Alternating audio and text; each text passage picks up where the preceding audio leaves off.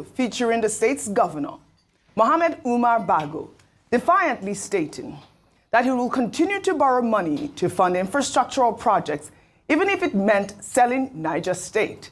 Governor Bago made the comments during a stakeholders meeting on August 11th in the Tafa, Gwora, and Suleja local government areas. His remarks came amid growing public concern and online criticism over the state's financial management, with residents questioning whether his administration has been secretly securing loans. Well, let's take a look at the video, which has now gone viral, before we come back for a discussion.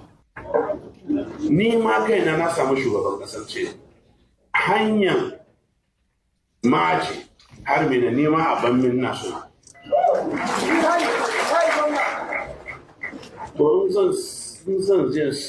Niger man, some couldn't get a Niger. Now, when you get you okay, when you get Shamu Panadol. When you run the some battle, put your own woman and read the life here, buy Shekala and Topos a woman. I look at you, I think it's to John Niger, I wouldn't have signed me for Gabon and Romo, don't go with a bashi. These comments have gone viral. Like I said, it's, he made the comments August 11, but it's circulating now because of, residents questioning what the debt profile is, and, quite controversial. In addition to the comment about funding, the governor also took the time to defend his administration's handling of Niger State's infrastructure, addressing his critics. He said, and I quote, "They said schools, hospitals, and roads have gone bad. It is my administration's responsibility for it. Or aren't we just repairing what we met?" And I'll take this tweet. And this person on X wrote, "Public funds are the people's business. Niger isn't your private estate to sell. Governance demands accountability, not arrogance. You are elected to manage resources transparently, not boast about borrowing or selling the state. Niger people deserve respect, not mockery." Well, Daniel Rega wrote, "A governor is a public servant. He's not a sovereign and has no right to talk down on people who question him or his government. The Niger State governor should have that in mind. He can't do with the state as he sees fit. He's been in the news lately for nothing but disappointing remarks." Governor Bago also made headlines earlier this month when he ordered the shutdown of the Badegi radio and I sent you that story in Mina, citing public incitement.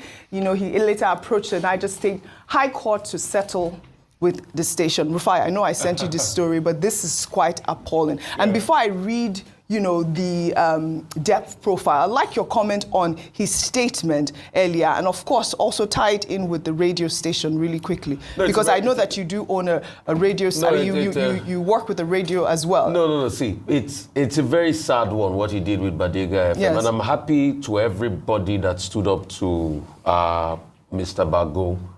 Trying to shut down a radio station because you don't like their criticism is the height of, I don't know what to call it, dictatorship. We are not here for you to agree with us. If Bago feels very pained about Badega FM not saying what he likes, with due respect, I'm sure the Niger State government have their own radio station. He should return to their own radio station alone and be listening there. There's freedom of thought, speech, and opinion. And I'm happy that Badega took him up.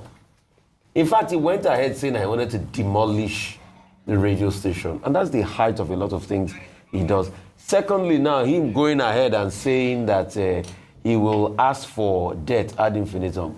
Please, somebody should remember, remind us, someone should remember, so somebody that said, remember me something. Remember me something.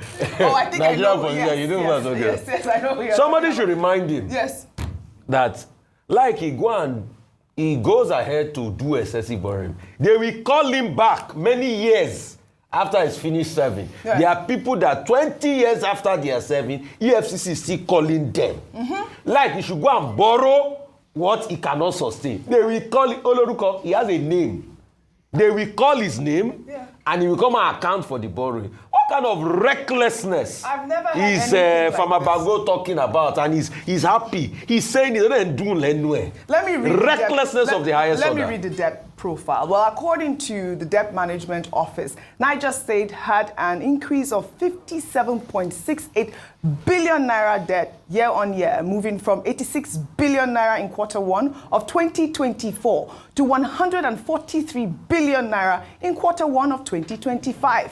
You know, that's a 67% rise. This rise comes despite the significant rises in revenue allocations from the Federal Account Allocation Committee, fueled by rising oil prices, gains from the Naira, Dr. Abati, devaluation, and of course, revenue freed up from petrol subsidy removal. The governors are getting more funds, and he's talking about, but let Dr. Abati go this time. Let us dimension the issues.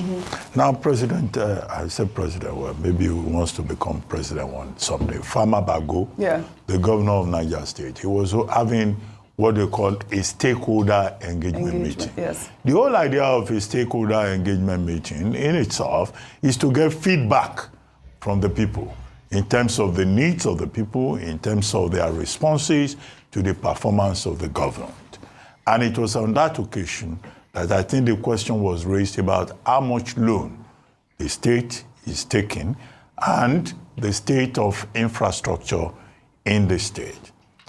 With regard to loans, the governor said he has not borrowed any money, and that in any case, if they are going to ask him a question about whether he's borrowing or not, because if need arises for him to borrow, he will borrow. They should wait for when he completes his term, and then they can ask him questions. Well, there's nothing in the Constitution that says there is a particular time when the people can ask you questions. Now, that's why we have a House of Assembly, which does oversight.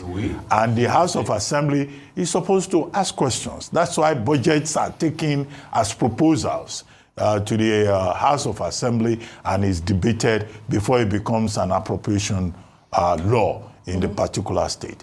The second issue that came up was about infrastructure. Yes. People were talking about schools. And then the governor reportedly said that, well, why are you taking Panadol for my own headache? That he did not create the condition of those schools. That those schools have been in very deplorable condition. And that in itself is a statement of fact. And that what his administration has been doing is to fix those schools, fix the roads that have not been taken care of for almost 25 years in Niger State. Now, those are the two issues. But I think that where we can have an issue with him is when he says, wait till I finish my 8 years before you come and ask me. There's no law that says the people cannot ask questions at any particular time. And the governor is under obligation to respond to them. However, we know that Governor Bago, Farmer Bago, is one of those governors that we used to celebrate on this table for two reasons. For his dedication to the promotion of religious harmony.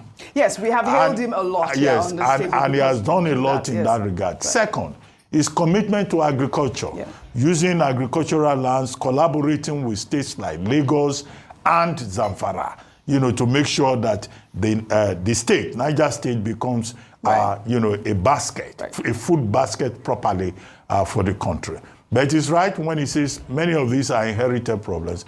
But the expectation of the people, either in Niger State or at the federal level, is that the people are impatient. This is it. And that is why they ask questions. And at any time that they raise questions or ask questions, as long as it cannot be established that those questions are politically motivated, partisan, or presented out of utter mischief, which is a major element of Nigerian politics, the state government and the governor has an obligation to continue to explain to the people. And they have to explain in the right manner. And they must never get tired of explaining to the people. Right, Ayo, that's the main point. Just for them to be able to explain in the right manner. As a public office holder, your responsibility is to explain to your people. You're accountable to your people.